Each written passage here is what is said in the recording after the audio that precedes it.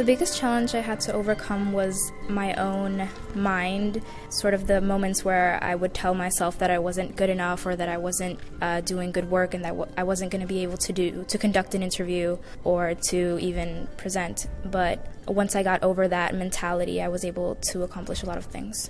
I think my greatest success was when I finally culminated my project talking to the diversity group in our school, and I really saw how I was able to share the information that I had learned with different people and how I could leave the message with them that they should also do the same and share the information that I gave them. I would probably make my project, put it in a larger scale. One of my interviewees recommended that I talk to maybe some advocacy groups or even the town hall in our area, and that those are some places where I could take this conversation further and make it reach more people in the community. Domenica Cevallos. The challenges that undocumented students face.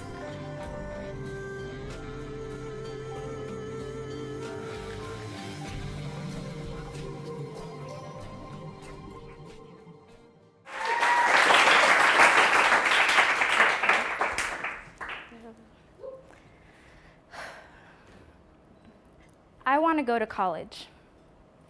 Last winter break, I was sat in front of my computer and I was snuggled up in my blanket and I had my cup of coffee in my hand and I was just scrolling and scrolling and scrolling through all these different websites that offered college scholarship opportunities and pre-prep college programs.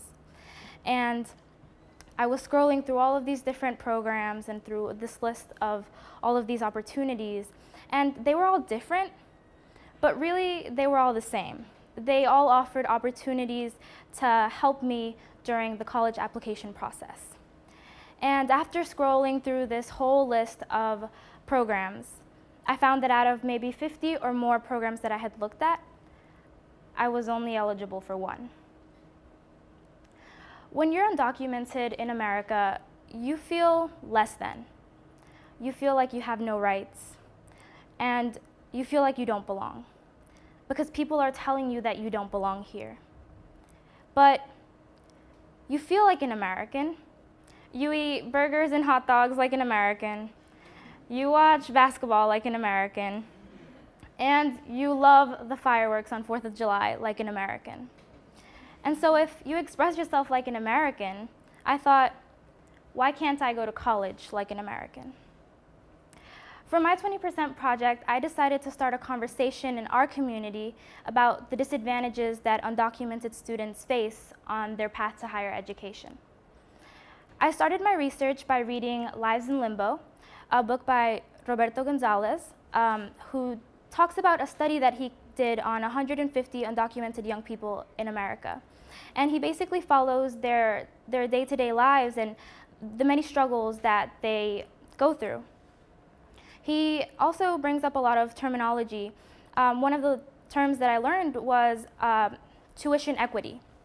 He talks about how undocumented students sometimes aren't, because they're undocumented, colleges and universities deny them the regular tuition fee and give them out-of-state or international student tuition fees, which are substantially larger amounts. He also talks about this cycle that sometimes when undocumented students don't have the right paperwork, they're not able to go to school. They're not able to go to a college or university. And when they're not able to study, they're not able to get internships or entry-level jobs in the professions that they want to follow. And sometimes when they're not able to do that, then they're not able to get further in their careers or in the fields that they want to go into. And this was all validated by my interviews. As I was learning about these difficulties that undocumented students were facing, I also came across some difficulties of my own. The first of these was mostly to do with the interview process.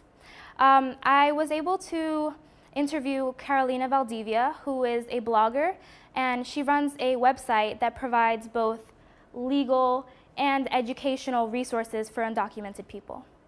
And when I was able to secure the interview with her, I was very excited, but that soon faded when I realized that I was actually gonna have to interview her. And as the week came, I wasn't preparing enough. I had my questions, but I wasn't sure what I was asking her and what answers I was looking for. So finally, when the day came and I opened up that computer screen and I saw her face, I was stumbling and stuttering, and I was all messed up. And I was looking up and down from my computer screen to my questions, and I was really nervous and overwhelmed. And even though I came out of that interview mad at myself that I hadn't prepared well enough and that I messed it up, I was also very impacted by the information that she gave me.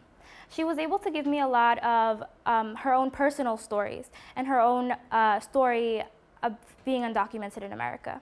And she also told me how now she mentors other undocumented students and helps them get along through the college process.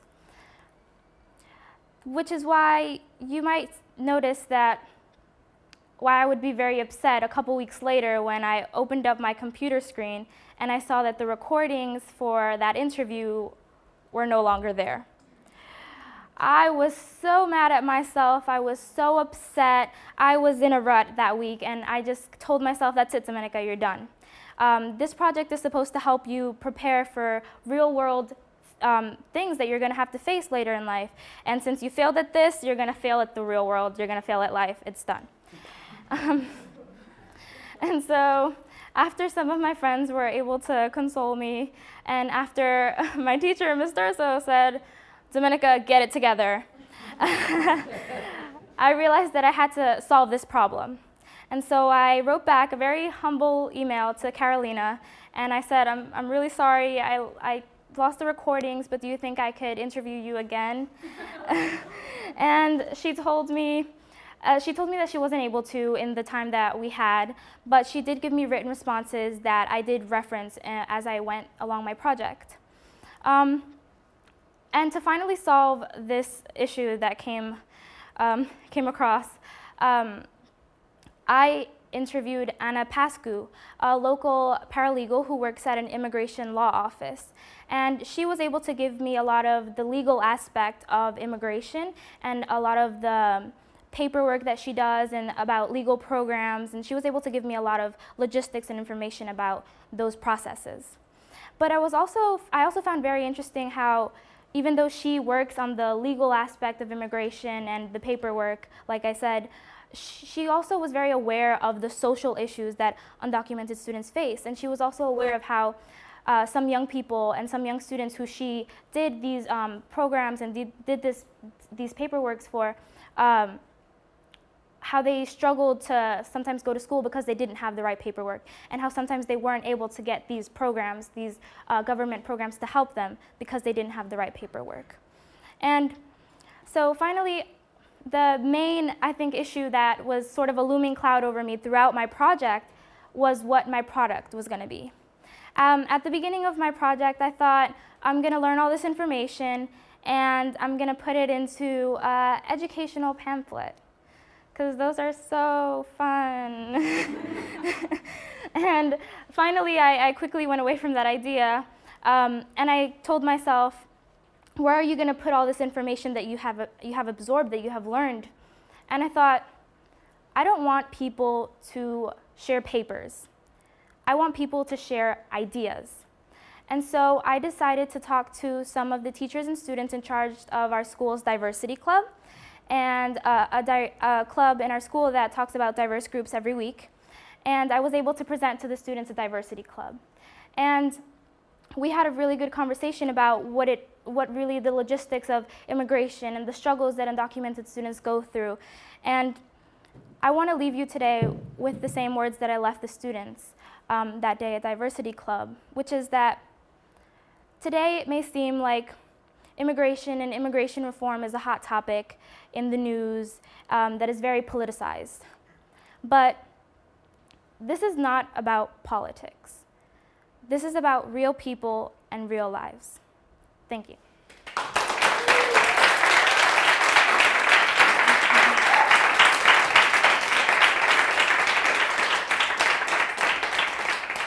So if you have any questions. Yes, Ms. Patrick. Years ago, I had a student who was undocumented, and she was a terrific student, and she was part of a group of 3 that I was advising and helping to place in college. And this was in the New York City Public Schools, so their teachers, these were all first-generation college attendees, and they really depended upon the school and the teachers to guide them. And I hadn't anticipated that she would have these issues. I didn't really realize she was a legal refugee from El Salvador. The government knew she was here, she had a lawyer, and yet they wouldn't touch her. And it was heartbreaking. And I guess my question for you, sorry, it's coming back to me, is how can schools, do you think, encourage these young people to keep their hopes up and to keep going and guide them in a way that's realistic? So I think the most important thing, or the first step to take, is sort of the purpose of my project, to be informed and to understand that even though for a lot of undocumented people it's like, oh, we're done, we don't have any rights, there are no resources. I found through my research that there really are a lot of resources, and that really you just have to go out and look for them sometimes. Sometimes they're not as publicized. And so I think something important for maybe teachers to know here, and to maybe implement some, be able to provide some of these resources in future years to come, is to have sort of a list, or like I said, I know I was joking about the pamphlet, but maybe have sort of something that they could go back to and refer to when there is an undocumented student, so that they know that they do have opportunities and they do have resources to turn to. Thank you.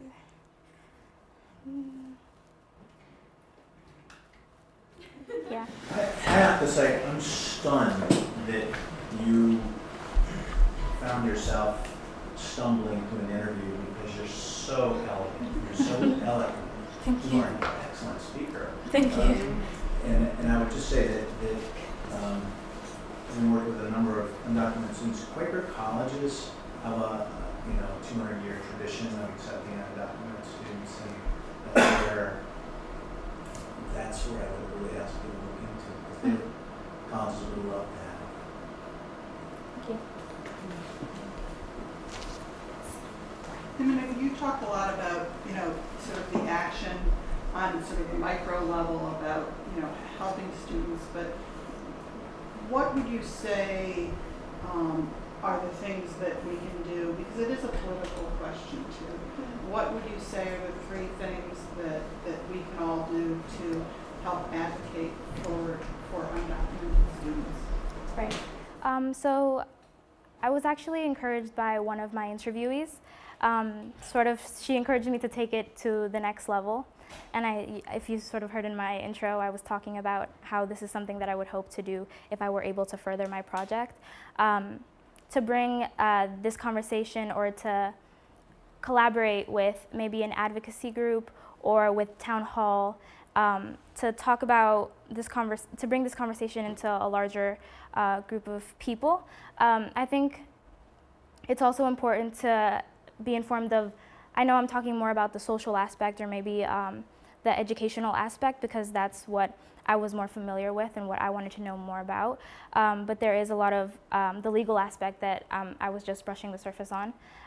There's a lot of legislation, and I did, like I said, touch upon some of these legal programs that the government offers, and sort of to be informed about legislation is also important, to know what you support and what sometimes gets legislation that's trying to be passed and sometimes isn't able to. So I think being informed, that's the larger scale.